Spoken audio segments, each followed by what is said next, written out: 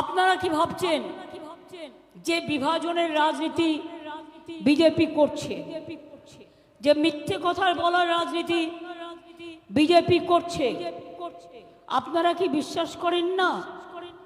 এই বিজেপি আজকে সিপিএম আর কংগ্রেসের হাত ধরেছে কেন? ওরা চায় সংখ্যালঘু ভোটটা কংগ্রেস আর সিপিএম নিয়ে নিক, যাতে তৃণমূল জিততে না পারে। আর তৃণমূল ছাড়া ওরা কাউকে ভয় পায় না। আর বাংলায় জেনে রাখবেন, আমাদের সাথে সিপিএম এর কোনো সম্পর্ক নেই।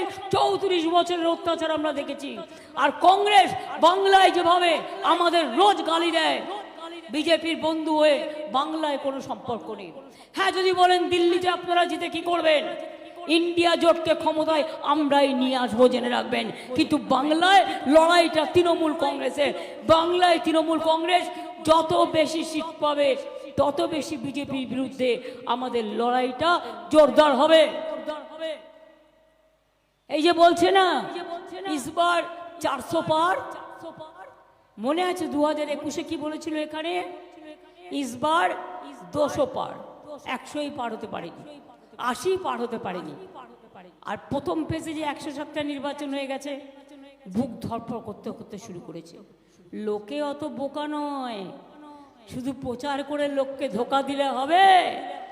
100 দিনের কাজের টাকা নেই, আর রোজ তোমার মুখ প্রচার করছো, তাতে মিথ্যে কথা বলছো, তাতে টাকা আছে। আমি দেখলাম মাঝে মাঝে, আমি সংবাদ দেখি না, মাঝে মাঝে সুযোগ পেলে আমি একটু জলসা জি টিভির দিকে তাকাই, যেগুলো হচ্ছে সিরিয়ালগুলো দেখায়। হঠাৎ দেখছি কালকে বলছে বিনা পয়সার রেশন নাকি ওরা দিচ্ছে। আমি আপনাদের কাছে চ্যালেঞ্জ জানিয়ে একটা হিসেব দিয়ে গেলাম। কোভিডের সময় কিছুদিন দিয়েছিল, তারপরে আবার বন্ধ করে দিয়েছিল। ইলেকশনের আগে 6 মাসের জন্য এই প্রকল্প চালু করেছে। কিন্তু বাংলায় জানেন আমাদের কত হাজার টাকা দিতে হয় বিনা পয়সায় রেশন দেওয়ার জন্য? আমাদের শেয়ার ছিল 9,000 কোটি টাকা,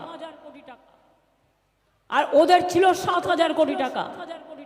তাহলে 9 আর 7 কত হলো? 16। কিন্তু 2 বছর ধরে 12,000 কোটি টাকা আমাদের দেয়নি। তার মানে 30,000 কোটি টাকা আমরা দিই, রেশন তুমি দাও না। তুমি মিথ্যে কথা বলছো, মিথ্যেবাদীর দল, মিথ্যে কথার দল। 9 আর 7 16, 16 আর 12 কত হলো? 28,000 কোটি টাকা। এই টাকা তো আমরা দিয়েছি, তুমি 12,000 কোটি টাকা দাওনি। তুমি 100 দিনের কাজের 59 লক্ষ জব কার্ড হোল্ডারদের টাকা দাওনি 3 বছর। আমাদের এমপিরা গিয়ে ধর্ণা দিয়েছে, মার খেয়েছে, প্রতিবাদ করেছে। বড় মন্ত্রী ছেড়ে দিন, খুদে মন্ত্রীরও কত তেল, যে একবার তেল মাছ ভাজার জন্য 1 ফোঁটা তেলও দিল না, একবারও তাদের সাথে দেখা করলো না। কিন্তু আমরা কথা দিয়েছিলাম, ওরা না দিলে আমরা দেব, দিয়ে দিয়েছি। 100 দিনের কাজে যারা টাকা পায়নি, 59 লক্ষ শ্রমিক, তাদের টাকা আমরা দিয়েছি কি দিইনি? Yes or no? পেয়েছেন কি পাননি? আগামী দিনও জেনে রাখবেন, 100 দিনের কাজ যেটা বলতো দিত 30 দিন। আমরা আগের বারেও জব কার্ড হোল্ডারদের 45 দিনের কাজ করে দিয়েছি। এবার আমরা একটা নতুন পরিকল্পনা চালু করেছি, সেটা হচ্ছে কর্মশ্রী। 50 দিনের গ্যারেন্টি জব কার্ড হোল্ডারদের জন্য। দরকার নেই দিল্লির কাছে ভিক্ষা, রাজ্য সরকার টাকা দেবে আপনাদের, আপনারা কাজ করবেন, সময় মতো টাকা পাবেন। 50 দিনের জায়গায় যদি কেউ 60 দিন করতে পারেন, করবেন, আমরা টাকা দেবো। আমরা পরিকল্পনা করে দিয়েছি। 11 লক্ষ বাড়ি, আগে আমরা 43 লক্ষ বাড়ি তৈরি করেছি। আমরাও হাজার হাজার কোটি টাকা দিয়েছি, তোমাদের একা টাকা নয়। তোমরা টাকাটা এখান থেকে তুলে নিয়ে যাও, আমাদের ভাগেরটা আমাদের দিতে যাও না। 6,84,000 কোটি টাকা এখন একটাই ট্যাক্স। জিএসটি ট্যাক্স, রাজ্য কোনো ট্যাক্স তুলতে পারে না। আমরা ভেবেছিলাম ভালো হবে, কি দেখলাম এই 5 বছরে আমাদের এখান থেকে তুলে নিয়ে গেল দিল্লি 6,84,000 কোটি টাকা, আর আমরা এখনো পেলাম না 1,64,000 কোটি টাকা। আমাদের টাকা আমাদের দেওয়া হলো না, তা সত্ত্বেও 100 দিনের কাজের টাকা আমরা দিয়েছি। বাড়ির টাকা 3 বছর ধরে দিচ্ছে না, বলছে দুর্নীতি হয়েছে। দেখাও, আমি তো বলেছি তোমরা 350 টিম পাঠিয়েছো, যা যা ক্লারিফিকেশন চেয়েছো হয়ে গেছে। আমি নিজে প্রধানমন্ত্রীর সাথে 3 বার মিটিং করেছি গরিব লোকেদের জন্য। তিনি বললেন आपका सरकार का साथ हमारा सरकार बैठेंगे, हमारा ऑफिसर लोग बैठ के तैयार करेंगे। 3 বার মিটিং হলো, কিছু পেলো না। সেই 11 লক্ষ লিস্ট যেটা তৈরি হয়ে পড়ে আছে গরিব মানুষের বাসার, আজ পর্যন্ত হয়নি। আমি আপনাদের কথা দিচ্ছি, আমরা ওদের ভিক্ষে চাই না। ডিসেম্বর মাসে প্রথম কিস্তি বাংলার বাড়ির 11 লক্ষ লোক পাবেন, এবং দ্বিতীয় কিস্তি, প্রথম কিস্তি খরচ হয়ে গেলে দ্বিতীয় কিস্তির টাকা আপনারা পাবেন।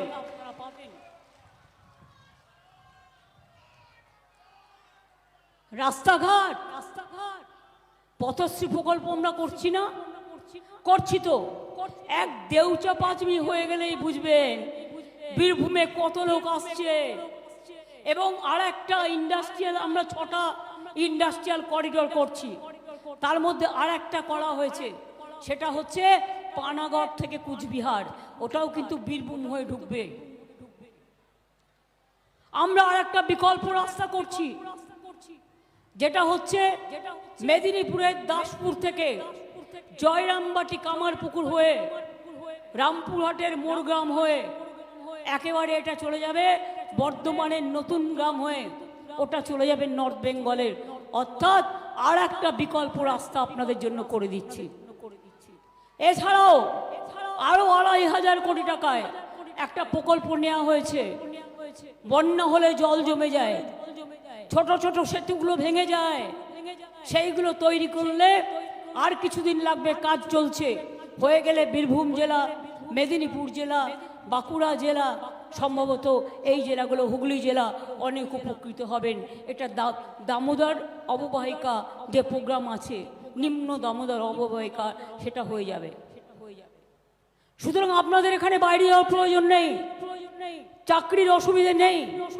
কিন্তু বলুন তো মা ভাই বোনেরা আমার, বিজেপির একটা কথায় 26,000 শিক্ষক শিক্ষিকা কাজ করছে, তাদের বলছে কিনা 8 বছরের বেতন সহ 4 সপ্তাহের মধ্যে ফেরত দাও, সুদ সহ। পারে তারা দিতে? তাদের অপরাধ কি তারা জানলো না? 2016 চাকরি পেয়েছে। নির্বাচন চলাকালীন বিজেপির এক গদ্দার বললেন বোমা ফাটাবো। আরে বোমা ফাটিয়ে মমতা ব্যানার্জির ওপর রাগ হয়তো মেরে দেয়। অভিষেককেও তো খুন করতে গেছিলি, ধরে ফেলেছিলাম আমরা। কিভাবে করেছিলি? তার বাড়ি পর্যন্ত রেখে করেছে, ফেস টাইমে ফোন করেছে, আপকা সাথ বাত করনে চাতি হু বলে সময় দিলেই গুলি করে দিয়ে পালিয়ে যেত। এরা চায় যারা ওদের বিরুদ্ধে কথা বলে তাদের মেরে দাও, তাদের জেলে ভরে দাও, তাদের পৃথিবী থেকে সরিয়ে দাও। বলুন তো, সত্যি যদি তোমাদের মনে হতো যে তোমরা জিতবে মানুষের ভোটে, তাহলে এত ভয় দেখানোর কি দরকার ছিল? ভোটের দিন লক্ষ্য রাখবেন, প্রতিবার কেষ্টকে ঘরবন্দি করত, তাতে ভোট আটকাতো, বীরভূমের মানুষ ভোট দিতেন। এবারে উদয়ন গুহকে বলেছিল অঞ্চলের বাইরে বেরোতে দেবো না, তাতেও দেখবেন কি হবে, ওই খুদে মন্ত্রী জিতবে। তো মানুষ অলরেডি তাদের রায় দিয়ে দিয়েছে। ইলেকশনের আগের দিন বিএসএফ এর লোকেরা যাচ্ছে বালুরঘাটে। আমি একটা চিঠি পেলাম, এফআইআর এর কপি। बॉर्डर एरिया जाच्छे गিয়ে বলছে आप लोग सब बीजेपी को वोट दो। तो तारा बोलेছে क्यों हम लोग बीजेपी के वोट देंगे? हम ठीक करेंगे किसको वोट देंगे बोले देखेगा हमारा পাওয়ার দেখাতে গেছে গিয়ে গুলি চালিয়ে দিয়েছে আর একজন হসপিটালে আমরা কেস করেছি আমরা ছেড়ে কথা বলার লোক নই শীতলকুচির ঘটনা মনে আছে 4 জনকে গুলি করে মেরেছিল 5 জনকে 4 জন সংখ্যালঘু আর একজন রাজবংশী ভাই আমি ছুটে গিয়েছিলাম তিনি আজকে আপনাদের এখানে প্রার্থী হয়েছেন কালকে আমি দেখলাম তিনি বলেছেন মুখ্যমন্ত্রী আমায় ফাঁসিয়েছেন মুখ্যমন্ত্রীর কাউকে ফাঁসানোর ক্ষমতা নেই আপনি নিজের জালে নিজে জড়িয়েছেন আপনার বিরুদ্ধে তো ডিপি চলছে আপনাকে তো স্টেট গভর্নমেন্ট ক্লিয়ারেন্স দেয়নি আপনি বিজেপি করছেন করুন ভালো কথা ভালো করে করুন কিন্তু মনে রাখবেন যে কথাগুলো আপনি বলছেন আমি আপনার বিরুদ্ধে কথা এখানে বলতাম না যদি কালকে আপনি এই বিবৃতিটা না দিতেন আমি ফাঁসালে তো ভালো করে ফাঁসাতে পারতাম কিন্তু আমি এসব করি না তার কারণ আমি যেটা করি সেটা মানুষের কাজ করি বিএসএফ এর জওয়ানরা গুলি চালিয়েছিল কার কথায় শুধু এই প্রশ্নটা জিজ্ঞেস করুন 5 জন যে মারা গেল তাদের জীবনের দাম কি আপনার কাছে আছে আজকেও এখানে এসেছেন দয়া করে সরি কারো জীবন কাটবেন না পারলে জীবন দেবেন কিন্তু জীবন কাটবেন না আজকে বিজেপির রাজনীতি জীবন কাটার রাজনীতি হটকারিতার রাজনীতি বিভেদের রাজনীতি আবার কত বড় সাহস বলছে 3 মাস বাদে লক্ষ্মীর ভান্ডার বন্ধ করে দেব এত বড় সাহস বলে তৃণমূল কংগ্রেস তো নিজের সরকার নিজে ফেলবে অত সস্তা নয় তৃণমূল এখন রইল সারা দেশও চালাবে আর তোমাদের কাছ থেকে বুঝে নেবে লক্ষ্মীর ভান্ডারে হাত দিয়ে দেখো ওটা তোমার টাকা নয় ওটা তোমার পরিচয়ের টাকা নয় ওটা মায়ের আত্মগরিমার টাকা ওটা আমার মা লক্ষ্মীর টাকা ওটা আমার মাদারের টাকা ওটা আমার আম্মার টাকা লক্ষ্মীর ভান্ডার চলবে 60 বছর বয়স হয়ে গেলেও প্রত্যেকে পাবেন যতদিন বেঁচে থাকবেন ততদিন পাবেন ওদের কাছে হাত পাততে হবে না ওদের কাছে ভিক্ষা চাইতে হবে না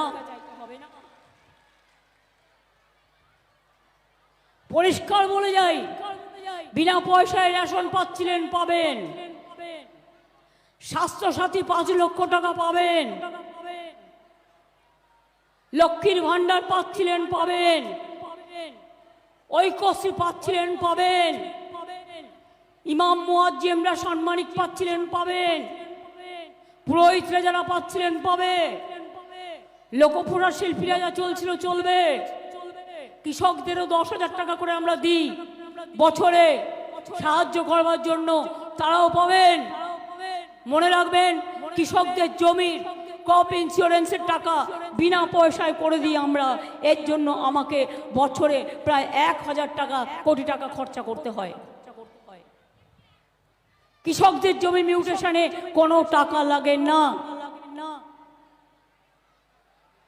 এরকম অনেক কাজ আছে আদিবাসীরা তাদের জমির পাট্টা বিনা পয়সায় তারা পাবে চা বাগানের পাট্টা যারা উদ্বাস্তুদের পাট্টা এগুলো অপেক্ষা করা যাবে না আমি জেলা পরিষদ থেকে শুরু করে মিউনিসিপ্যালিটি থেকে শুরু করে আমি সরকারের সিদ্ধান্তটা বলে দিচ্ছি উদ্বাস্তুদের পাট্টাটা যেন চটপট হয়ে যায় কারণ কোনো উদ্বাস্তু থাকবে না আর একটা কথা জেনে রাখবেন এই তো হয়ে গেছে আজকে জগৎটা তাই পরিষ্কার বলে যাচ্ছি আগামী দিন যদি নিজের অধিকার রক্ষা করতে চান নিজের বাঁচার অধিকার চান ছেলে মেয়েরা পড়াশোনা করছে কন্যাশ্রী হোক সাইকেল হোক স্মার্ট কোড হোক সংখ্যালঘুদের জন্য 4 কোটি আমি স্কলারশিপ দিয়েছি আমার 1 লক্ষ কন্যাশ্রী আছে কলেজ আছে স্কুল আছে ইউনিভার্সিটি আছে মনে রাখবেন ওবিসিদের টাকাও বন্ধ করে দিয়েছে তাদের জন্য আমরা মেধাশ্রী করেছি যোগ্যশ্রী করেছি আজ বাংলা থেকে আইএস আইপিএস হচ্ছে আমাদের বাংলায় আমি আসার পরে সল্টলেকে একটা সত্যেন টেগর ইনস্টিটিউট করে দিয়েছিলাম ডিএমএসপিরাও জেলায় জেলায় করেন আমাদের বাংলা থেকে 13 জন এবার আইএস আইপিএস হয়েছে তার মধ্যে ওই সেন্টার থেকেই 7 জন হয়েছে মনে রাখবেন